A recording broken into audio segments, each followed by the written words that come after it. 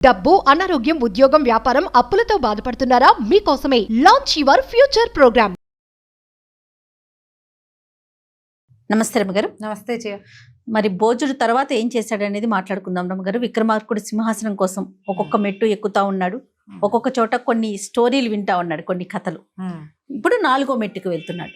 ఇక్కడ ఏం జరిగింది? సింహాసనం ద్వాత్రింశికలో 4వ మెట్టు. 4వ రోజున భోజుడు యథావిధిగా మళ్ళీ మంత్రి సామంతులతోటి సింహాసనం దగ్గరికి వెళ్ళాడు. 4వ మెట్టు మీద కాలు పెట్టాడు. ఏ రోజుకి ఆ రోజు విరమించుకుంటున్నాడు, అయినా మళ్ళీ వెళ్తున్నాడు. ఎందుకంటే ఆయనకి విక్రమార్కుడి గురించి తెలుసుకోవాలనుంది. ఇది మంచి మార్గం. అంటే సింహాసనం మీద వాంఛ కాదు, విక్రమార్కుడి గురించి తెలుసుకోవడం కోసమే. అవి 4వ మెట్టు మీద కాలు పెట్టేసరికి ఆ 4వ మెట్టు మీద ఉన్న సాల పంచిక పక్కపక్క నవ్వింది. నీకు పట్టు వదలని విక్రమార్కుడి కంటే పట్టు వదలని వాడివి నువ్వు, మళ్ళీ వచ్చావు. విక్రమార్కుడి సమయస్ఫూర్తి, పరోపకార బుద్ధి, ధర్మాత్ముడు, అతను ప్రత్యేక గుణాలు కలిగినవాడు. మనుషులందరికీ ఇవన్నీ ఉంటాయి కొద్ది కొద్దిగా, కానీ హితోధికంగా గుణాలు కలిగిన వాళ్ళు తక్కువ మంది ఉంటారు. అందులో విక్రమార్కుడు ఒకడు. ఇది ఆయనకి కోసం పుట్టింది ఈ సింహాసనం, నీలాంటి వాళ్ళు దీని మీద ఎక్కలేరు అనేసరికి భోజుడు అడిగాడు, ఆయన సమయస్ఫూర్తి ఏమిటి, ఆయన ధర్మబుద్ధి ఏమిటి, పరోపకార బుద్ధి ఆయనది ఎలాంటిది, ఎట్లా ఆయన ఇతరులకు సహాయం చేశాడు, ఎలా తన సమయస్ఫూర్తితోటి సమస్యలను ఎదుర్కొన్నాడో నాకు చెప్పమన్నాడు. చెప్పమంటే అప్పుడు 4వ ప్రతిమ మంగళ కళ్యాణి, ఆమె పేరు. నా పేరు మంగళ కళ్యాణి. విక్రమార్కుడు గురించి ఎన్ని కథలు చెప్పినా తక్కువే. ఇంకో కథ చెప్తాను. ఈ హేలావతిని వివాహం చేసుకుని వచ్చేసాడు. అవును, 6 నెలల పాటు మళ్ళీ రాజ్యంలోనే ఉన్నారు.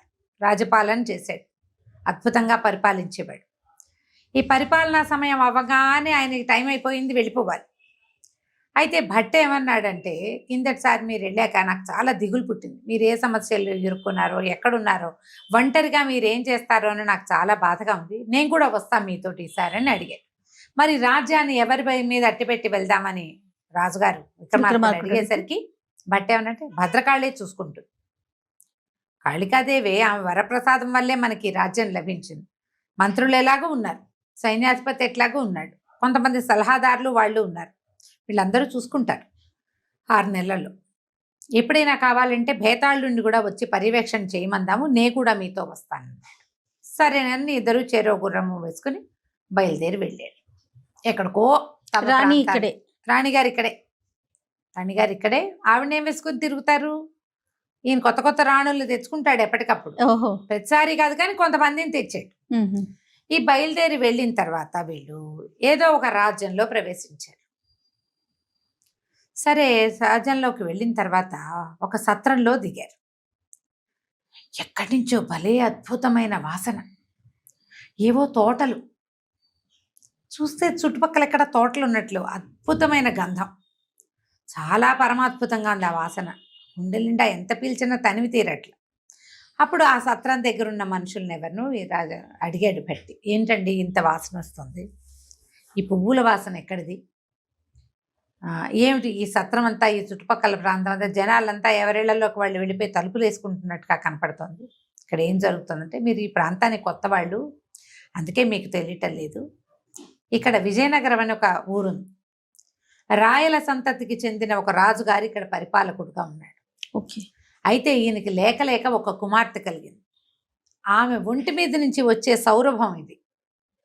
ఆమె పుష్పగంధి, పుట్టిన దగ్గర నుంచి ఆమె మీద నుంచి రకరకాల పువ్వుల వాసనలు వచ్చేవి. ఆమె పేరు చెంపకవల్లి, పేరు కూడా సార్థకనామధేయురాలు.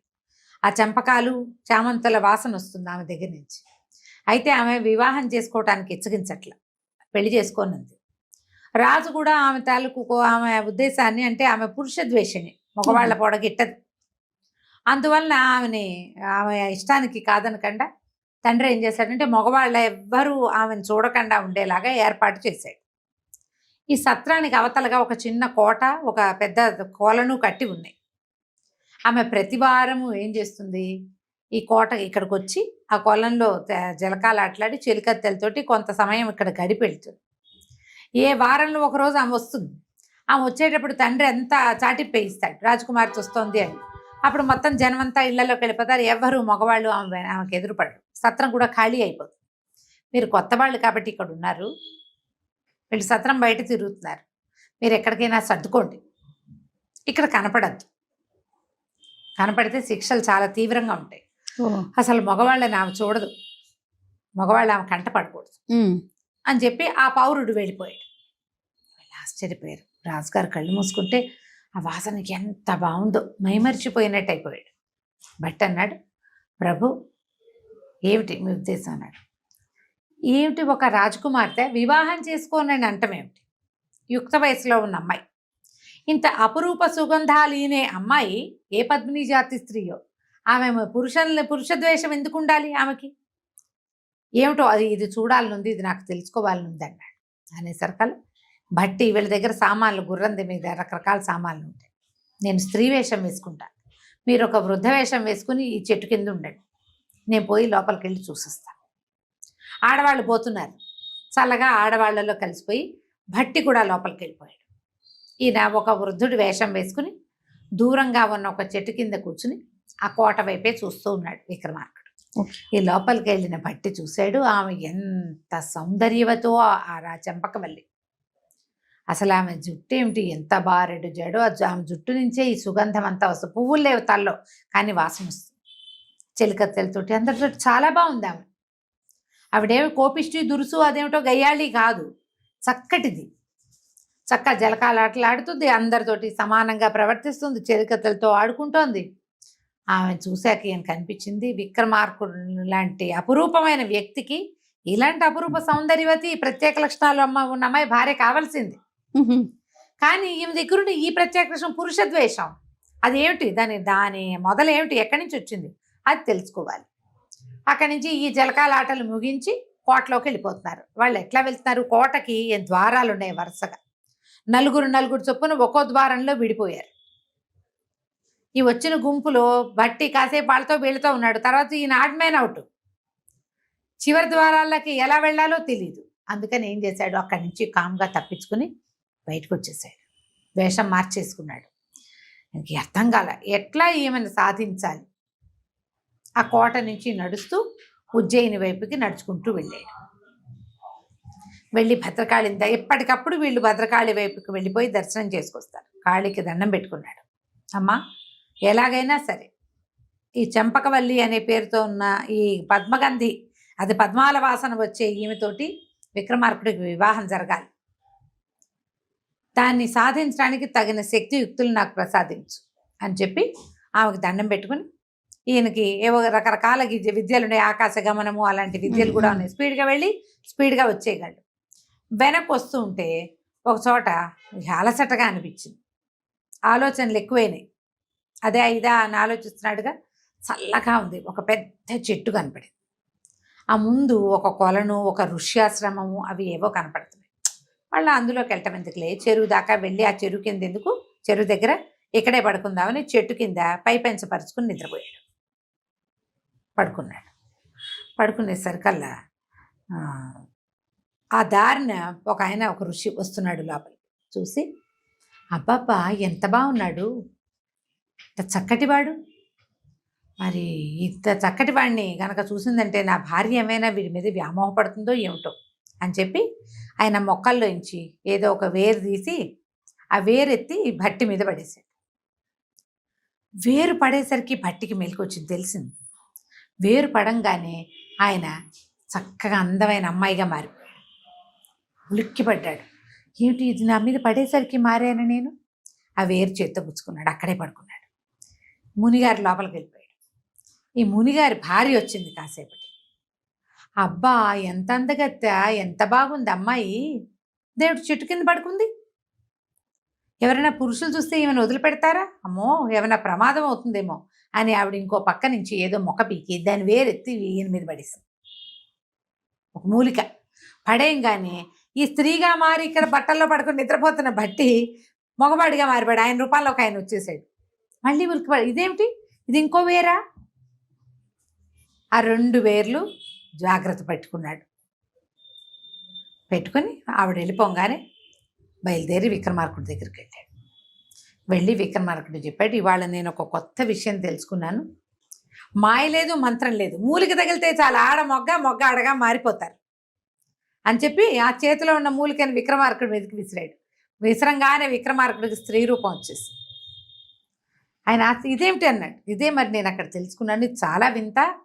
వాళ్ళకి శక్తి ఉందో వాళ్ళ ఆశ్రమం చుట్టుపక్కల అలాంటివి ఉన్నాయో మనకు తెలియదు, కానీ మనం దీన్ని వాడుకుందాం.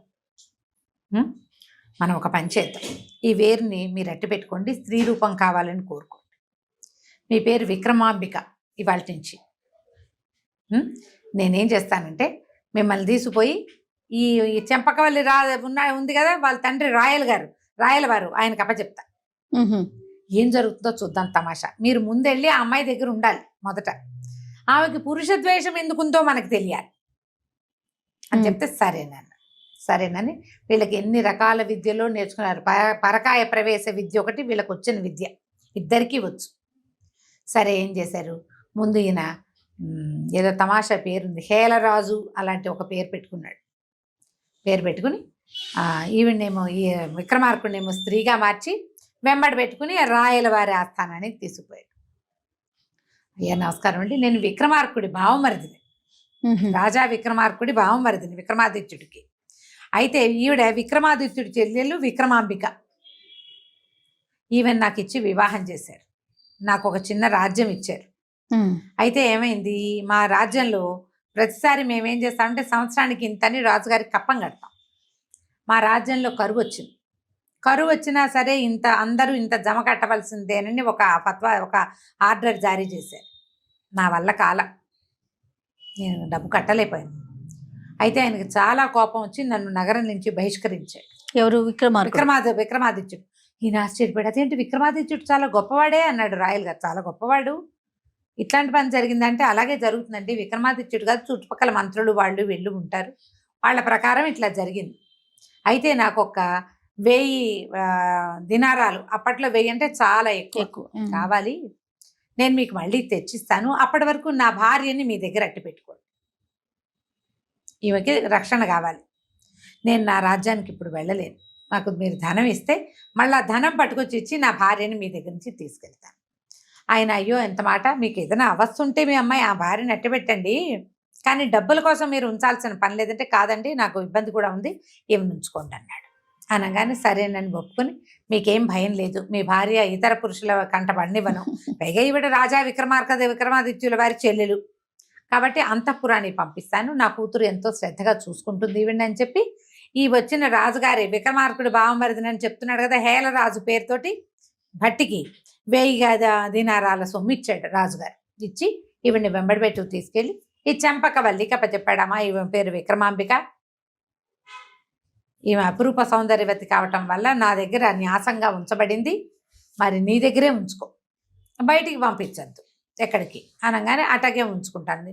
సాటి రాజుగారి చెల్లెలు ఓ రాజుగారి భార్య, రాజకుమార్తెకి ఏం తప్పు, అంతే విక్రమాంబికని ఉంచుకున్నాడు. ఇంటి లోపల అంతఃపురంలో ఉంచారు. ఈ భట్టి ఏమో అప్పచెప్పేశాక తాము బస చేశారుగా ఒక బిల్డింగ్లో, అక్కడికి వెళ్ళిపోయి ఈ 1000 నాణ్యాలు పట్టుకెళ్ళాడుగా అవి ఒక చోట దాచిపెట్టాడు. దాచిపెట్టి భేతాళుని పిలిచి, భేతాళ నా శరీరాన్ని విడిచిపెడతా, శరీరం జాగ్రత్త అని చెప్పి ఒక చచ్చిపోయిన ఉడత ఒకటి కనపడితే ఆ ఉడతలోకి పరకాయ ప్రవేశం చేసి ఆ ఉడత రూపంలో వెళ్ళిపోయి ఎక్కడైతే విక్రమాంబిక ఈ చెంపకవల్లి ఉన్నారో ఆ అంతఃపురంలో చేరిపోయాడు. ఉడతలు అటు ఇటు తిరుగుతాయి, అంతఃపురాల్లో చెట్లు ఉంటాయి, దానికి ఏదో పండు ఫలాలు పెడతారు.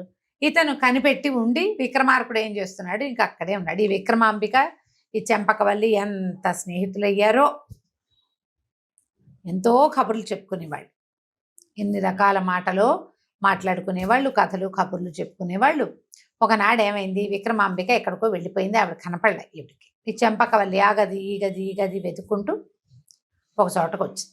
చూస్తే ఈవిడ ఇక్కడ కామ్గా ఏదో ఆలోచనలో పడింది. ఏమిటమ్మా అట ఆలోచిస్తున్నావంటే, ఆలోచించక ఏం చేయను, నేనా వివాహితని, నువ్వు అవివాహితవి, అసలు స్త్రీ అంటేనే వివాహయోగ్యమైనది, స్త్రీ అంటేనే ప్రకృతి మనకేం చెప్పింది, వివాహం చేసుకుని సంతానం పొందాలి మనం, నువ్వు ఎందుకు ఇట్లా ఉన్నావు, నీకు ఈ పాటికి వివాహం అవ్వాలి కదా అనేసరికి ఈవిడ చెంపకవల్లి కామ్గా ఉండేసరికల్లా ఈవిడంది, అంటే రాజుల పిల్లలు ఇలాగే ఉంటారా, ఒక రాజుగారు కుమారుడు ఇలాగే ప్రవర్తించాడు, స్నేహితులకు కూడా సరిగ్గా చెప్పడు, స్నేహితులతో సరిగ్గా ఉండరు రాజులు కూడా, రాజులు స్నేహితులతో కూడా బాగుండరు. నువ్వు అలాంటి దానివేనా ఆ కథలో రాజకుమారుడిలాగా అనగానే ఈ చంపక వెళ్ళండి. ఏం కథ, ఏమన్నా కథ తెలుసా నీకు, క్షత్రియుల కథ తెలుసా నీకంటే, ఓ నాకు తెలుసు, నీలాగానే స్నేహానికి ప్రాణం ఇవ్వని రాజకుమారుడు ఒకడు ఉండేవాడు. అందుకే చూడు ఇప్పుడు నేను నీతో ఉన్నానా, కానీ నువ్వు నాతో చెప్పట్లేదుగా అన్నది. అనేసరికి తర్వాత చెప్తాను, ముందు ఆ కథ ఏమిటో చెప్తాను. ఆ కథ ఏమిటి, పూర్వము ఒక రాజకుమారుడు ఉండేవాడు. రాజుగారికి ఒక అబ్బాయి. అయితే రాజుగారి అబ్బాయిని గురుకులానికి పంపించాడు. ఆ గురుకులానికి ఒక ఆటవికల కుమారుడు ఒకడు వచ్చాడు అక్కడికి. రాజుగారి కుమారుడేమో చంద్రవర్మ, ఆటవికల మహాశీర్షుడు, వాడి పేరు మహాశీర్షుడు. మహాశీర్షుడు చంద్రవర్మ ఎంతో స్నేహంగా ఉండేవాళ్ళు. విద్యాభ్యాసం పూర్తయిపోయాక చంద్రవర్మ రాజు అయ్యాడు. ఈ మహాశీర్షుడికి ఏమని ఉండేది, నేను రాజుగారి అబ్బాయి ఫ్రెండ్ని, అంటే ఈ రాజుకి స్నేహితుడిని, నేనేం పని చేయక్కర్లా, నా స్నేహితుడు నన్ను చూసుకుంటాడు అనిపించేది. వాళ్ళ నాన్న వాళ్ళందరూ వాళ్ళు ఏమనేవాడు, నీ జాతి వేరు, మీ ఇద్దరు ఒక జాతి వాళ్ళు కాదు, ఈ మధ్య స్నేహం పొసగదు అని పరిపరి విధాలా చెప్పేవాడు. చెప్తే ఈ మహాశీర్షుడు నమ్మేవాడు కాదు. నా స్నేహితుడిని చూస్తానని ఓసారి వెళ్ళాడు నగరానికి. ఎన్ని రోజులున్నా చంద్రవర్మ దర్శనం అతనికి అవల. విసుగు పుట్టి వెళ్ళిపోయాడు. వెళ్ళిపోతే వాళ్ళ నాన్న అన్నాడు, నీకు ముందే చెప్పే కదా, రాజుల స్నేహాలని నమ్మకూడదు, హాయిగా నీ దారి నువ్వు వేటాడుకో, ఏమన్నా చెయ్యన్నాడు. సరే ఈ మహాశీర్షుడు రోజు వేటకి వెళ్ళేవాడు. ఒకనాడు అతను ఒక అడవిలో ఒక ప్రత్యేకమైన దృశ్యం చూశాడు. అదేమిటి, ఒక అడవి కొండ గుహ. ఆ గుహ లోపల ఏదో కొంతమంది మనుషుల పొలకువ ఉన్నది. వీడు ఆ గుహలోకి వెళ్ళి చూస్తే ఒక ముసలి ఆయన పడుకుని ఉన్నాడు. ఎక్కడ పడుకున్నాడు, ఒక పరమాద్భుత సౌందర్యవతి అయిన ఒక 16-18 ఏళ్ల పిల్ల ఆమె ఒళ్ళో పడుకుని ఉన్నాడు. కనిపించి ఇంత ముసలివాడు, తాపసల్లే ఉన్నాడు. ఈయనకి ఈ పిల్ల ఎందుకు, చక్కటిది, ఇట్లాంటి పిల్ల ఎక్కడ ఉండాలి, రాచగారు కులంలో ఉండాలి అని చెప్పి ఏమనిపించింది, అబ్బా మన స్నేహితుడైన చంద్రవర్మకి అనురూపమైన పిల్ల ఈ పిల్ల, ఎలాగైనా ఈ ముసలివాడిని చంపేసి ఈ పిల్లని చంద్రవర్మకి అప్పచెప్పాలి, దీనికి మార్గం ఏమిటో చూద్దామని పరిగెత్తుకుంటూ రాజ్యానికి వెళ్ళాడు. వెళ్ళి స్నేహితుడిని పిలవడానికి ఎట్లా వెళ్ళి ముందు వెళ్ళాడు. అప్పుడు రాజు వాడికి వాడిని లోపలికి రానివ్వల. ఈసారి బయట ఏం చెప్పాడంటే, అడవిలో ఒక ప్రత్యేకమైన దృశ్యమని చూశాను, ఒక సౌందర్యవతి అయిన అమ్మాయిని చూశాను, ఆ అమ్మాయి గురించి మాట్లాడడానికి వచ్చానని చెప్పండి అని బయట సైనికులకు చెప్పారు. ఎప్పుడైతే అడవిలో సౌందర్యవతి అయిన అమ్మాయి అని వీళ్ళు చెప్పారో సైనికులు, ఆ రాజుగారు పరిగెత్తుకుంటూ వచ్చేసాడు బయటికి. చంద్రవర్మ, ఏమిట్రా నాయన, కాదు నేను అడవిలో చూశాను, ఎంత బాగుందో, నీ పక్కన అయితే మహా బాగుంటుంది, పదా వెళ్దామని చెప్పేసి ఇద్దరు కలిసి అడవికి వచ్చారు. అతను కొత్త సైన్యాన్ని కూడా తెచ్చాడు. తెచ్చాక చంద్రవర్మకి ఏమన్నాడు, మహాశీర్షుడు నువ్వు బయట నుంచో, నేను లోపలికి వెళ్తా, ఆ అమ్మాయిని నేను తీసుకొస్తాను బయటకు అన్నాడు. అంతకుముందు వీడు వెళ్ళినప్పుడు ఆ అమ్మాయి చచ్చిపోతావు, వెళ్ళిపోని ఈ కుర్రాన్ని పంపేసింది అక్కడి నుంచి, సైగ చేసింది, ఇక్కడే ఉంటే వీడు నిన్ను చంపేస్తాడు, నువ్వు వెళ్ళిపో అని. వీడు మళ్ళీ వచ్చాడు లోపలికి. వచ్చేసరికల్లా ఆ అమ్మాయి, మళ్ళీ ఎందుకు వచ్చావు, ఇతను నిన్ను చంపుతాడు అని సైగ చేసేసరికల్లా ఈ మహాశీర్షుడు అన్నాడు, నువ్వు భయపడద్దు, బయట పెద్ద మీసాలు ఉన్నవాడు ఒకడు ఉన్నాడు, వాడు నిన్ను రక్షిస్తాడు. సైగలు చేశాడనమాట, నేను ఇక్కడికి వస్తా, నేను కూర్చుంటా, ఆయన తలని నా ఒళ్ళోకి తోసే, నేను పెట్టుకుంటా ఒళ్ళో, నువ్వు బయటికి వెళ్ళిపో, నిన్ను నా స్నేహితుడు రక్షిస్తాడు, లోపలికి వచ్చి ఈ ముసలాన్ని చంపేసి నన్ను రక్షిస్తాడని చెప్పాడు. ఇంత ప్లాన్ చేశారు. సరేనన్నది అమ్మాయి. సరే వీడు అడుగులో అడుగు దగ్గరగా వచ్చాడు, అడుగులో అడుగు వేసుకుంటూ దగ్గరకు వచ్చేసి బాసిపెట్టలు వేసుకుని కూర్చున్నాడు. ఈ అమ్మాయి అదాట ఈ ముసలాయన తలని మహాశీర్షుడు ఒళ్ళోకి తోసేసి, మహాశీర్షుడు ఆ ముసలాయన తాళని తన ఒళ్ళో పెట్టుకుని కూర్చుని ఉన్నాడు. ఈ అమ్మాయి మెల్లిగా అడుగులో అడుగు వేసుకుంటూ వస్తాను నేను అని చెప్పి బాయ్ చెప్పి బయటికి వెళ్ళిపోయింది. ఎప్పుడైతే ఈ మహాద్భుత సౌందర్యవతిగా ఉన్న ఈ అమ్మాయి బయటికి వెళ్ళిందో, ఆ రాజకుమారుడు మైమర్చిపోయాడు, మహాశీర్షుడిని మర్చిపోయాడు. ఆ అమ్మాయిని బయటకు తీసుకెళ్ళి బయట ఒక పల్లకి అవి సిద్ధం చేశారు. పల్లకిలో కూర్చోపెట్టి పదండ్రా వెళ్ళిపోదామని మొత్తం గుంపంతా పోయారు, ఎవ్వరూ లేరు అక్కడ. ఈ మహాశీర్షుడు కూర్చుని వీటి ఏమనుకున్నాడు, రాజకుమారుడు ఈ అమ్మాయిని తన పక్కన చేర్చుకుని లోపలికి వచ్చి తన కత్తివేటుతో ఈ ముసలాయిని చంపేసి తనని రక్షిస్తాడు అనుకున్నాడు. ఆ వృద్ధ తాపసి తలని ఒళ్ళోనే పెట్టుకుని కూర్చుని ఉన్నాడు. చాలా సేపటికి ముసలాయన నిద్ర లేచి చూశాడు. చూసి ఎవడరా నువ్వు, ఇక్కడ అమ్మాయి ఉండాలి, అమ్మాయి ఎందుకు వెళ్ళిపోయింది, నువ్వెట్టా వచ్చావు అని నిలదీశాడు. ఇది ఇంకేం చేస్తాడు, నేను నా స్నేహితుడిని తీసుకొచ్చాను కానీ వాడు ఏమయ్యాడో తెలియలేదంటే, రాజుల స్నేహాలు అట్లాగేరా ఉంటాయి, వాడు తన పని అయ్యేదాకానే నీతో ఉంటాడు, పని అయిపోయాక ఇంకే వాడు మనసు ఇవ్వడు అని చెప్పి నువ్వు నాతో ఉండని మహాశీర్షుడిని తనతోటే ఉంచుకున్నాడు. ఈ కథ చెప్పింది విక్రమాంబిక చెంపకవల్లికి. అయితే చెంపకవల్లి అంటే నేను అలాంటి వాడిని దాన్ని నేను నమ్ముతున్నావా, నేను కూడా అలాగే క్షత్రియులు ఇట్లా చేస్తారని కదా నీ ఉద్దేశం, రాజులతో స్నేహం ఇట్లా ఉంటుందనే అంటే, అవును అందుకనే కదా నువ్వు నీ రహస్యం నాకు చెప్పట్లేదు అని అన్నది విక్రమాంబిక. అప్పుడు ఈ చెంపకమాల తన సంగతి ఏం చెప్పిందో మనం వచ్చే భాగంలో తెలుసుకుందాం. ఎందుకు తనకి పురుష ద్వేషం ఉందో, మగవాళ్ల పొలకు గిట్టదు, ఎందుకు తన గిట్టదు, ఎందుకు తను వివాహం చేసుకోలేదు, ఆ విషయం చెప్పిందో లేదో, లేదా ఏం చెప్పిందో మనం తర్వాయి భాగంలో తెలుసుకుందాం. నమస్తే. నమస్తే.